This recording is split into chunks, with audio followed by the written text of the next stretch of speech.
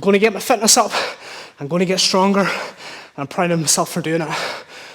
So I'm down in my gym today. I'm going to be showing you a combat conditioning circuit. It's going to be some of the things I'm working on, some of the stuff that I'm trying to pick up myself and trying to improve on. So my fitness isn't amazing at the minute. I'm going to be completely honest. I'm a coach, but my fitness isn't where I want it to be. Now, it's not bad, but it's definitely not great.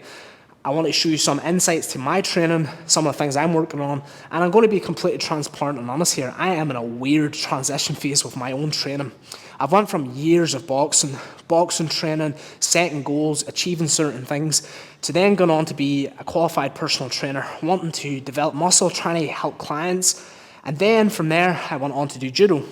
Performed in judo, I competed in judo, and I think it's an amazing sport. However, I'm in a bit of a weird transition phase because I'm wanting to learn new things, and my brain is kind of going crazy at the minute. I'm wanting to learn more about grappling, learn more about MMA, and my reason mainly being for this is so that I can become a better coach. Now, it's important in combat that you niche down, find an area, and try to get really good at it. But for me, my mind works differently. My mind works that I want to learn so much more about all aspects of sport, all aspects of combat.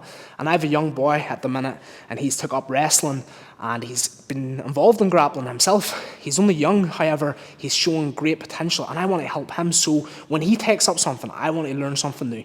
And for me at the minute, it's about that. It's about learning new things, about growing myself, and seeing where I'm at, where I'm weak at, and what I can improve in. Now, this might not fit into everyone's life because most people want to get results. They want structure. They want to find something that works for them. They can go from A to B and get them kind of results. But I also believe massively, throughout my training, what got me a lot of results was not putting myself into a box. When I was boxing, I was doing things like rock climbing. I was swimming. I was running. I was doing CrossFit. I was doing many different things. This would benefit my training massively, and I took great inspiration. I'm going to be making a video about this down the line as well.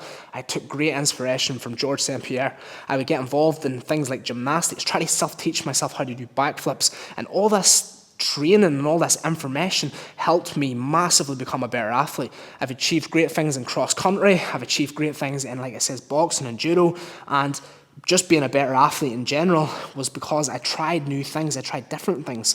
So in today's video, when I'm going to be showing you a warm-up, I'm going to be showing you some things I'm up to in my own training, I'm going to be showing you some wrestling drills I'm trying to practice in a minute, and I'm going to be putting it into like a combat conditioning circuit so that you can get value from this video and so that you can learn new skills yourself and you can take information from this video, apply it into your training, and believe it or not, get really good results. So let's get into the video, let's get a warm-up done, and let's get started.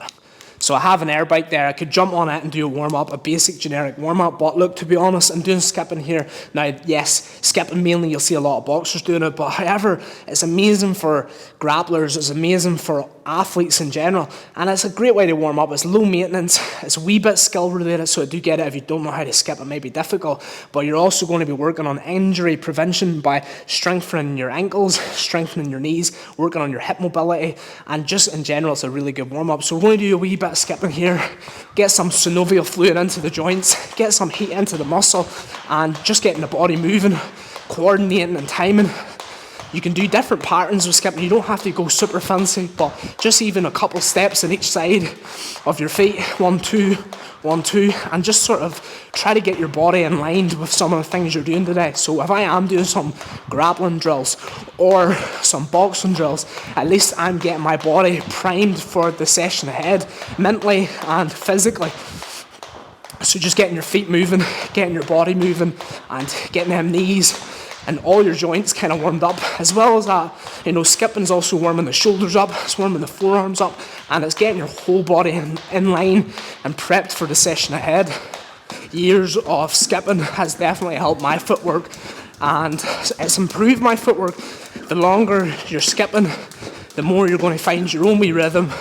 You're going to find what works really good for you, and you can always mix it up. You can add in different foot patterns, and just even the timing aspect of it as well, trying to coordinate your arms, your wrists, and your feet.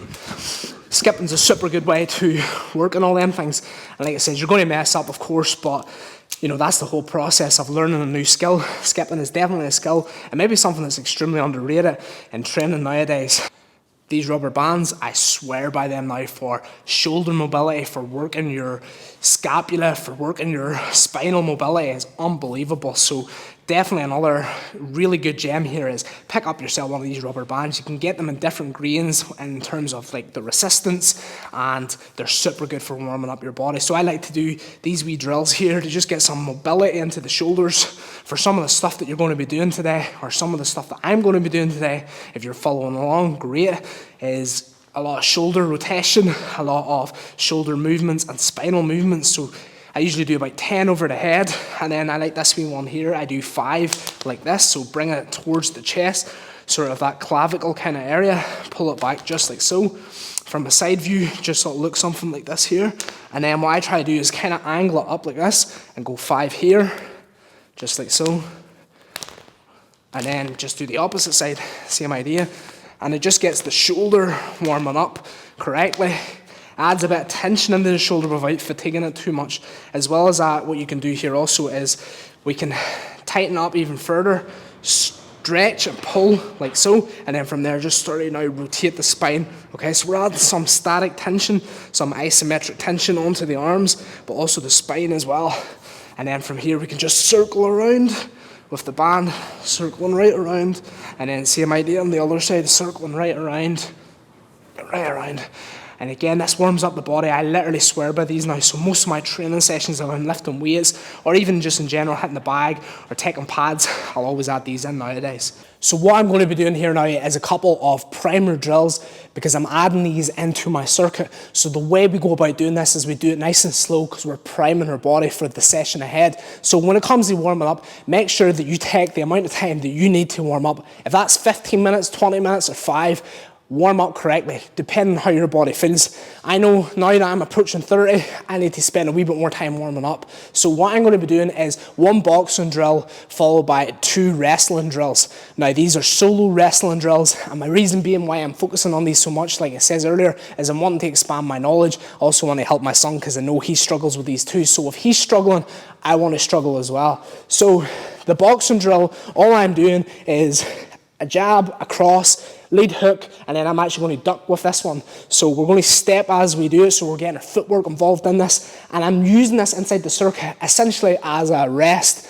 And doing these drills, I'm only going to do 2 sets. So from a combination, I'm only doing 2 sets, and from a wrestling drills, I'm only going to do 2 sets. So we're warming up nice and slow. We're going to go jab with the step, right hand with the step, lead hook, and then from there I'm just going to duck and under. Okay, so we're going 1, 2, lead, duck, just like so. We'll do 2 of them. From there, I'm going for a solo wrestling drill for a shoot. Knees going over my toe, coming down, cross. I'm going to do 2 and then reverse and turn around and do another one. So like so, just to get a better angle on that. I'm not getting this perfect here myself, but knees coming down, hips shooting forward, just like so. And then from there, this one I struggle with the most. Relies a lot on that hip and back mobility, shoulder mobility. But my son was struggling with this too, so like I said, if he's struggling with it, I want to struggle with it as well. So let me see if I get this right. Knees going on the ground. Mind the mic here, but we're going around, foot's coming over, trying to stay up high. Damn. And then crossing over, trying to stay up high. Over. And that's the idea. So I'll be adding that in on the circuit. Like I said, that's meant to be a rest, but not for me at the minute. Okay, so what we're doing here essentially for this combat conditioning circuit is we're going to be doing 6 to 8 pull-ups. Now, the technique in this pull-up is not going to be your conventional technique, so I'd advise you go watch the video here, because that's going to explain everything about that. Once we do 6 to 8 reps on our pull-ups, we're going to jump down and we're going to do squat jumps. Now, we're going for 6 to 8 squat jumps. From there, I'm going to pop out onto the tire. I'm going to be doing a jump and slam. Okay, so we're jumping up and then we're slamming down. From there, I'm going to be coming in and doing my 3 drills. Now, that's going to give me the rest period.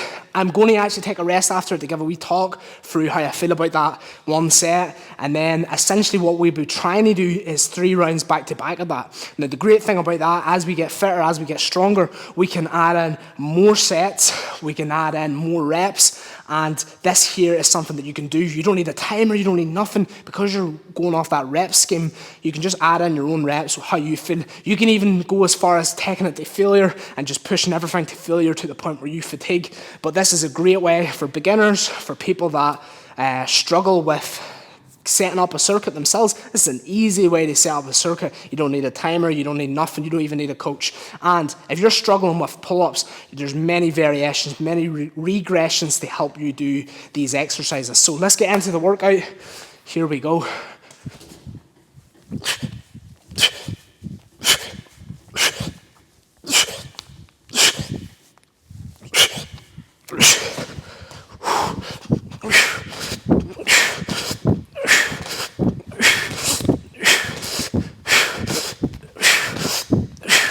Straight out onto the slam, jumping up.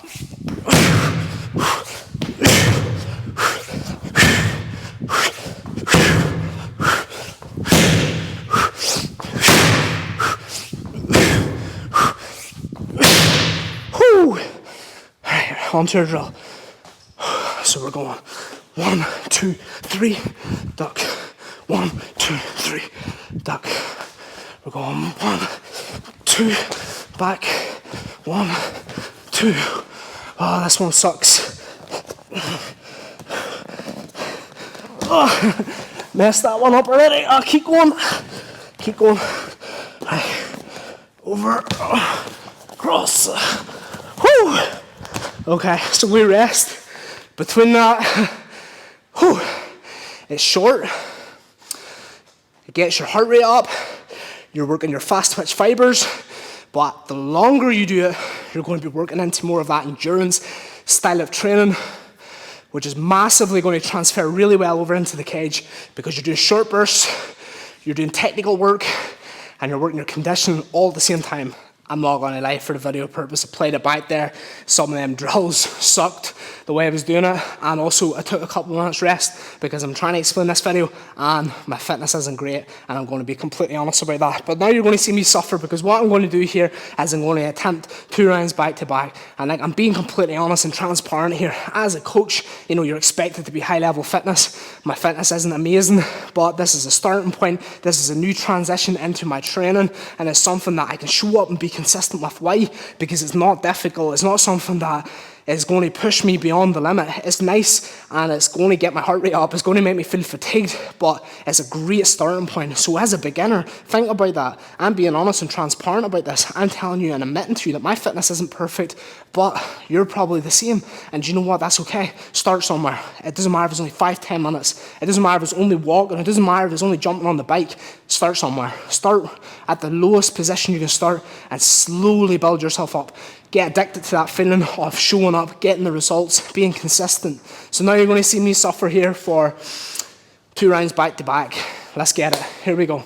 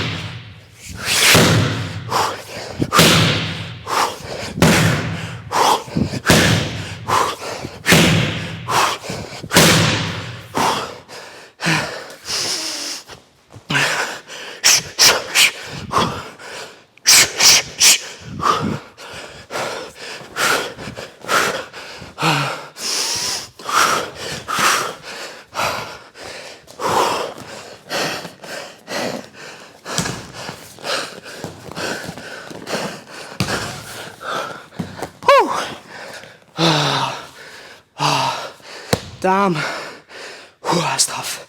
Felt that there, not gonna lie. I felt that. But I'm gonna get my fitness up. I'm gonna get stronger. I'm proud of myself for doing it. Thank you so much for watching the video. Thank you for subscribing to the channel. I hope I can continue to grow this channel, to give value back to you, and to help others achieve their goals. I'll see you in the next one.